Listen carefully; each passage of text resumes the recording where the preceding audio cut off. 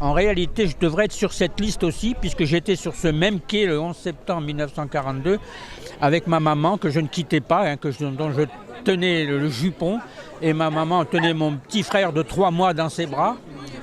Et elle a compris que si on restait avec elle, on serait déporté, on ne reviendrait pas. Elle a tout fait pour se séparer de ses enfants, pour leur laisser la vie sauve. Et elle a tellement bien œuvré que moi j'ai été sauvé par ma bonne et mon petit frère par une infirmière de la clinique Ambroise Paré où il était né 3 mois plus tôt.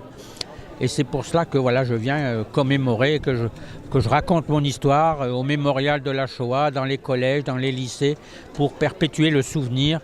Et voilà, sachez que je suis très très triste aujourd'hui parce qu'en réalité, voilà, je devrais être sur cette liste de déportés et qu'un miracle a fait que je sois sauvé ce jour-là. J'ai des retours extraordinaires des enfants qui me répondent avec une sensibilité, une affection extraordinaire. Et j'en ai les larmes aux yeux à chaque fois que je lis les réponses. Hein. Chaque année, nous honorons la mémoire de ces dizaines et dizaines de Juifs qui ont été embarqués dans les camps de concentration à partir d'ici.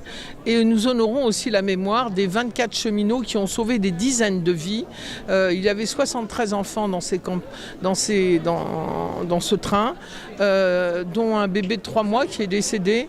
Mais il y avait 24 cheminots. À côté de ceux qui ont aidé les Allemands, aidé la Gestapo, il y avait des Français qui non seulement résistaient, mais qui ont été des Justes aussi, et qui ici ont réussi à sauver beaucoup de Juifs, jeunes et moins jeunes, qui ont été cachés et recueillis ensuite dans des familles lilloises. Voilà, donc la Shoah, c'est